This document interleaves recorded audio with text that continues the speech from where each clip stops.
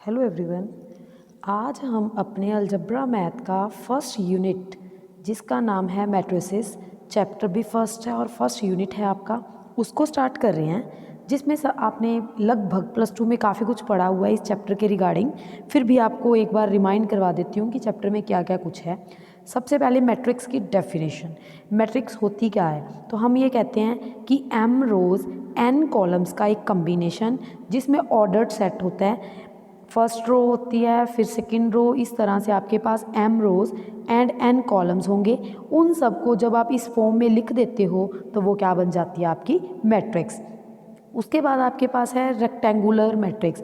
Rectangular का मतलब जिसमें रोज़ एंड कॉलम्स इक्वल ना हो, मींस चाहे रो ज़्यादा हो कॉलम कम हो, या फिर रो कम हो कॉलम्स ज़्यादा हो, मींस दोनों इक्वल ना हो। स्क्वायर मैट्रिक्स में क्या होता है कि number of rows and number of columns दोनों इक्वल होते हैं, चाहे वो 2x2 की हो, चाहे वो 3x3 की हो, चाहे वो 4x4 की मैट्रिक्स हो। उसके बाद रो मैट्रिक्स। रो मैट्रिक्स में एक रो होनी चाहिए, कॉलम्स जो हैं आपके कितने मर्जी हो सकते हैं। नेक्स्ट में आपके पास आएगा कॉलम मैट्रिक्स। कॉलम में एक कॉलम रोज़ कितनी मर्जी हो सकती हैं। डायगनल मैट्रिक्स, जिसके डायगनल एलिमेंट्स जो ये होते हैं, डायगनल एलिमेंट्स ये आपने पढ़ा होगा, A11, A22, A33, ये सारे आपके डायगनल एलिमेंट्स होते हैं। ये कुछ ना कुछ हों बट ऑल अदर एलिमेंट्स क्या होने चाहिए? ज़ीरो। स्केलर मैट्रिक्स में क्या होगा कि जो आपके डायगनल एलिमेंट्स होते हैं ना, वो ईच आर इक्वल, मींस मान लो 4 4 4, बाकी जो एंट्रीज़ हैं वो आपकी सेम 0 0 0 रहेंगी। बस ये जो एंट्रीज़ हैं, डायगनल एलिमेंट्स हैं, वो आपके क्या होने चाहिए? सेम। इसके बाद है यूनिट मैट्रिक्स या आइडेंटिटी मैट्रिक्स। इसमें जो डायगनल एलिमेंट्स होते हैं वो सारे 1 1 1 ही होते हैं, इसको हम लोग चेंज नहीं कर सकते, ठीक है।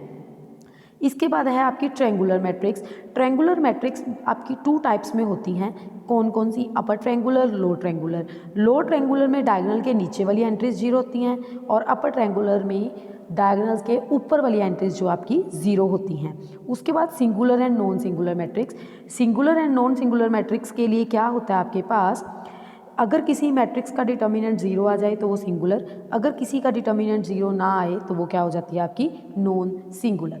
उसके बाद ट्रांसपोज ऑफ ए मैट्रिक्स क्या होता है? आपको पता है, बड़ी अच्छी तरह पता है कि जब आप आई जे कोई मैट्रिक्स है उसका ट्रांसपोज करते हो तो ए जे आई फॉर्म में हो जाता है, मीन्स रोज़ किस में कन्वर्ट हो जाते हैं? आपके कॉलम में, और कॉलम किस में कन्वर्ट हो जाता है? आपका रोज़ में, ठीक है।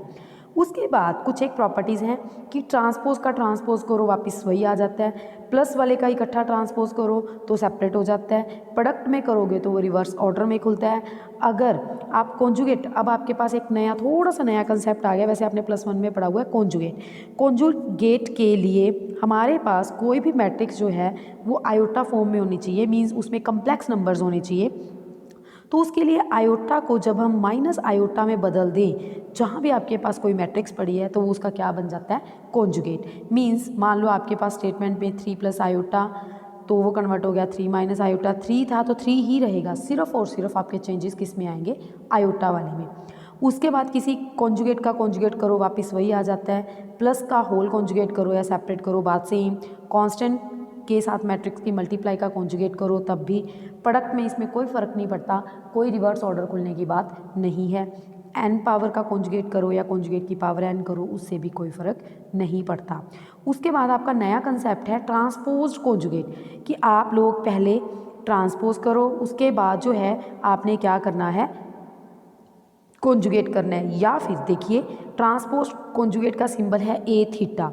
या तो आप ट्रांसपोज करो फिर कॉन्जुगेट करो, या कॉन्जुगेट करके फिर ट्रांसपोज करो, इससे किसी को कोई फ़र्क नहीं पड़ता, ठीक है।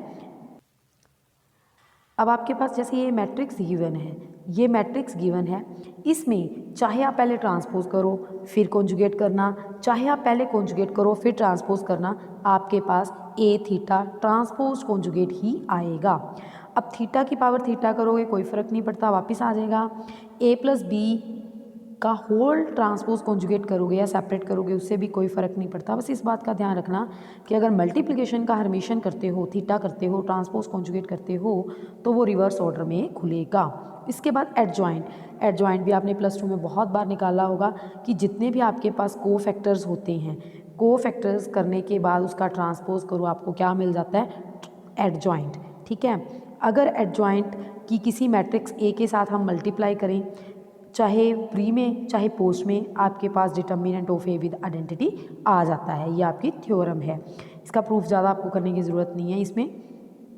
उसके बाद हमारे पास है, अगर ए बी दो मैट्रिक्स हैं, उन दोनों के मल्टीप्लाई का एडजॉइंट निकाल लें या पहले एडजॉइंट ऑफ बी निकाल के फिर एडजॉइंट ऑफ ए निकाल लें तो वो भी वैल्यूज़ क्या आएंगी, इक्वल। तो इसको प्रूफ करने के लिए हमने क्या करना है, पहले adjoint of B adjoint of A को ए बी से मल्टीप्लाई करो।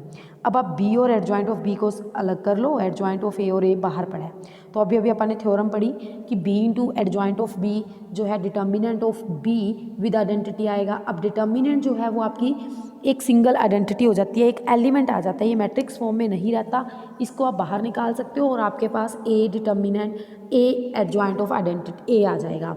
इसको भी आप खोलोगे determinant of A with identity तो आपके पास ए बी का डिटर्मिनेंट बच गया।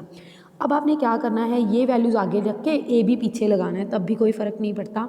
जब आप इसको भी पुट करोगे आपका ए बी का डिटर्मिनेंट आ जाएगा। तो दोनों ही वैल्यूज़ जब सेम हैं तो हमारे अकॉर्डिंग क्या आ गया कि adjoint of A B is equals to क्या आ गया, adjoint of B adjoint of A. इसके बाद हमारे पास वर्ड आता है इन्वर्स। इन्वर्स आपने +2 में निकालना बहुत सीखा हुआ है। डेफिनेशन दोबारा बता रही हूँ कि अगर ए कोई स्क्वायर मैट्रिक्स है जिसका ऑर्डर n है तो वहाँ पे एक स्क्वायर मैट्रिक्स भी ज़रूर एग्जिस्ट करेगी कि ए बी की मल्टीप्लाई इज इक्वल्स टू क्या रहेगी, आइडेंटिटी। तो हम ये बोलते हैं कि बी जो होगा वो इन्वर्स ऑफ ए होगा, ए इन्वर्स या फिर ए इन्वर्स ए वो आपका किसके इक्वल होगा, आइडेंटिटी के। ठीक है, इसके बाद जो हम ये थ्योरम इम्पॉर्टेंट है कि inverse of every square matrix if it exist is unique. मतलब किसी मैट्रिक्स का अगर इन्वर्स एग्जिस्ट करता है तो वो यूनिक होगा, एक ही आंसर होगा, एक से ज़्यादा आंसर नहीं होंगे। तो हम ना इसमें अपोजिट लेके चलते हैं कि ए कोई मान लो स्क्वायर मैट्रिक्स है, इफ़ पॉसिबल हमने इसके दो इन्वर्स मान लिए, एक बी और एक सी। अभी मैंने बात की कि बी अगर इन्वर्स है तो हम ये कहते हैं कि ए बी की multiply B A is equals to identity. अगर सी इन्वर्स है तो A C is equals to C A is equals to identity. हम अब अपनी तरफ से सी ए बी, अब ए बी पे ब्रैकेट लगाने पे हमने इसकी जगह आइडेंटिटी फिल किया और क्या बच गया, सी। अब सी ए बी में पहले सी ए पे ब्रैकेट लगाई और हमारे पास बच गया बी। अब सी ए बी तो सेम था, एक में बी आ रहा है एक में सी, दैट मीन्स बी और सी को भी क्या होना पड़ेगा, इक्वल।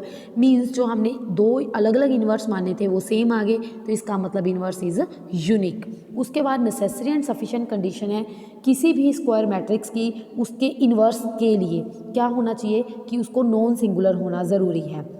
सबसे पहले हम ये कह देते हैं कि ए इन्वर्टिबल है, इन्वर्टिबल है मतलब ए नॉन सिंगुलर प्रूव करना है।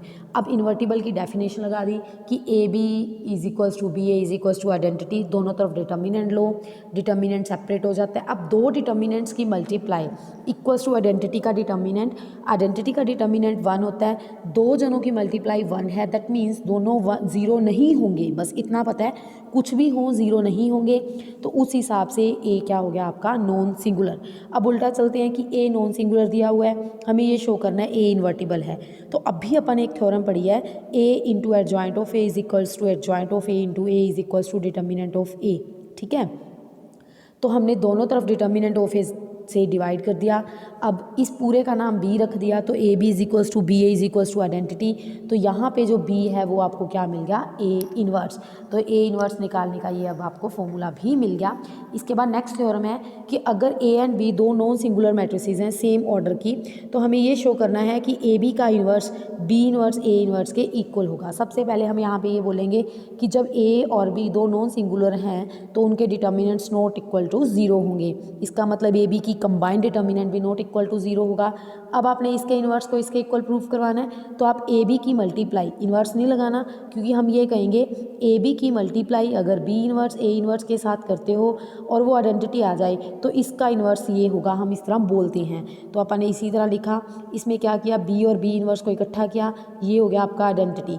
आइडेंटिटी जो है बाहर आ सकता है और वो बच गया ए इन्वर्स। अब ए इन्वर्स भी जो है वो आपका आइडेंटिटी है। आइडेंटिटी को कितनी बार मल्टीप्लाई करते रहना, आपके पास आइडेंटिटी आएगा। और सिमिलरली अपोजिट लगाना, ये टर्म पहले और ये टर्म आपकी बाद में, दोनों में आइडेंटिटी आएगा। तो ए बी का होल इन्वर्स जो है आपको बी इन्वर्स ए इन्वर्स के इक्वल मिल गया। यही अपन ने प्रूफ करना था। इसके बाद आपके पास है कि अगर ए नॉन सिंगुलर मैट्रिक्स है, डिटर्मिनेंट ऑफ ए इन्वर्स, मतलब ए इन्वर्स का डिटर्मिनेंट निकालो या डिटर्मिनेंट ऑफ ए का होल इन्वर्स निकालो, दोनों वैल्यूज़ क्या रहेंगी, सेम। जब ए हमारे पास नॉन सिंगुलर है तो उसका इन्वर्स एग्जिस्ट करेगा। अब हमें ये भी पता है ए इन्वर्स आइडेंटिटी होता है, दोनों तरफ डिटर्मिनेंट ले लो, A determinant is equals to 1, तो इस ए डिटर्मिनेंट को आप डिवाइड में ले आओ, डिवाइड 1 बाई ए डिटर्मिनेंट जो है ए डिटर्मिनेंट का इन्वर्स हो जाएगा और यही अपने प्रूव करना था। अब adjoint of non singular matrix is non singular. अब अपन ने ये शो करना है कि जो मैट्रिक्स नॉन सिंगुलर है, मतलब किसी का डिटर्मिनेंट जीरो नहीं है, तो उसका एडजॉइंट जो है वो भी क्या आएगा, नॉन जीरो। तो सबसे पहले इसके लिए A into adjoint of A is equal to determinant of A with identity, दोनों तरफ डिटर्मिनेंट लगा दो। अब मैं आपको यहाँ पे एक बात बता दूँ कि जो ये डिटर्मिनेंट होता है ये एक सिंगल एलिमेंट हो गया। अब इसका डिटर्मिनेंट निकालोगे, इसका डिटर्मिनेंट नहीं निकलेगा बल्कि इसकी वैल्यू जो है पावर n आ जाती है, तो इसीलिए यहाँ पे पावर n लिखा हुआ है। दोनों तरफ डिटर्मिनेंट ऑफ ए से डिवाइड करो तो ये determinant of A with n-1 बन गया। हमें ये पता है कि जब determinant of a non singular है मींस उसकी वैल्यू ज़ीरो नहीं है, तो इसकी पावर n-1 भी ज़ीरो कैसे होगी, तो एडजॉइंट जो है वो क्या हो गया आपका, नॉन सिंगुलर। नेक्स्ट थ्योरम है कि एडजॉइंट ऑफ ए का determinant of A it's power n-1 के इक्वल है। तो इस थ्योरम को अब भी एक जस्ट इसके पीछे वाली थ्योरम ही आपने पढ़ी है, इसको बार बार याद करने की ज़रूरत नहीं है। नेक्स्ट में adjoint of adjoint A is equal to determinant of A power n-2 with A. तो हम जो ये अभी थ्योरम ढूंढी इसमें आपने ए को एडजॉइंट ऑफ ए में पुट करना है। Adjoint of A, adjoint of adjoint of A, adjoint of A determinant, इसकी जगह ये वैल्यू पुट कर दी, determinant of A power n-1। अब प्री मल्टीप्लाई विद ए, मतलब दोनों तरफ ए से मल्टीप्लाई किया, A into adjoint of A determinant of A, और ये आपको एज इट इज़ मिल गया। अब डिटर्मिनेंट ऑफ ए से दोनों तरफ डिवाइड करो और आपके पास आंसर। इसके बाद अगर आप ट्रांसपोज का इन्वर्स करो या इन्वर्स का ट्रांसपोज, वो दोनों सेम रहेंगे, तो आपको इसमें भी ज़्यादा दिक्कत वाली बात नहीं है। सबसे पहले आपने ये थ्योरम पढ़ी हुई है कि A inverse is equals to A inverse A is equals to identity. आप ट्रांसपोज है तो दोनों तरफ ट्रांसपोज लगा दो, दो जनों की मल्टीप्लाई अगर आइडेंटिटी आ रही है तो इसका मतलब पहले का इन्वर्स कौन होगा, सेकेंड। ठीक है, फर्स्ट एग्जांपल आपको इन्वर्स ढूंढना है तो इसमें मैं ज़्यादा समझाने वाली बात है ही नहीं। सबसे पहले डिटर्मिनेंट ढूंढो, फिर सारे कोफैक्टर्स ढूंढ लो। कोफैक्टर्स याद आगे होंगे आपको, अगर यही नहीं याद आए तो देखिए फर्स्ट रो फर्स्ट कॉलम छोड़ के जो बच के वो A11, फिर फर्स्ट रो या सेकंड रो फर्स्ट कॉलम, इस तरह छोड़ के आपने सारे के सारे 9 एलिमेंट्स के कोफैक्टर्स ढूंढने हैं। कोफैक्टर्स ढूंढने के बाद आप उनका ट्रांसपोज करोगे तो आपके पास एडजॉइंट आएगा। एडजॉइंट को जब डिटर्मिनेंट ऑफ ए से डिवाइड कर दोगे तो आपके पास ए इन्वर्स आ जाएगा। इसी तरह आपके पास ये डी एलिमेंट है, डायगोनल एलिमेंट्स दिए हुए हैं, आपने डी इन्वर्स ढूंढना है। तो आप ये टेंशन मत लो कि 4/4 या 5/5 का डिटर्मिनेंट वगैरह कैसे निकलेगा, बिल्कुल आसान बात है। देखिए सारी एंट्रीज जीरो है तो जो डायगोनल एलिमेंट्स होते हैं वही उसका डिटर्मिनेंट होता है। अब आपको फर्स्ट का कोफैक्टर ढूंढना है, ये छोड़ दो, 3 वाला डिटर्मिनेंट आपके D2 3 4 आ जाएंगे। इसी तरह D2 के लिए बाकी सारी एंट्रीज आपकी ज़ीरो होंगी क्योंकि सिर्फ और सिर्फ कौन से एलिमेंट्स हैं, ये डायगोनल एलिमेंट्स। जैसे ही डायगोनल एलिमेंट्स आप कोफैक्टर्स ढूंढ लोगे, लिख देना, ट्रांसपोज करना, डिटर्मिनेंट ऑफ ए से डी से डिवाइड कर देना, आपके पास इन्वर्स आ जाएगा। इसके बाद आपको अब इक्वेशंस का सोल्यूशन ढूंढना है, मैट्रिक्स मेथड जिसको हम लोग बोलते थे। सबसे पहले जो XYZ के कोफिशिएंट्स हैं वहाँ से हमें ए मिलता है, x स्मॉल XYZ लिख दिया आपने, और जो कॉन्स्टेंट्स इधर राइट साइड में टर्म्स पड़ी हैं उसकी जगह पे आपने क्या लिख दिया, b। Determinant of A x and b मिल जाए, डिटर्मिनेंट a निकाल लो, नॉन ज़ीरो आएगा। फिर आपने सारे कोफैक्टर्स ढूंढ के एडजॉइंट ढूंढना है। एडजॉइंट को जब डिटर्मिनेंट से डिवाइड करोगे आपके पास क्या आएगा, ए इन्वर्स। ए इन्वर्स ढूंढने के बाद आपने बी वाले से इनको मल्टीप्लाई करना है और आपके पास XYZ की जो है वैल्यूज़ निकल जाएंगी। इस तरह से आपकी 1.1 जो है कंप्लीट हो चुकी है। नेक्स्ट वीडियो में हम लोग 1.2 करेंगे।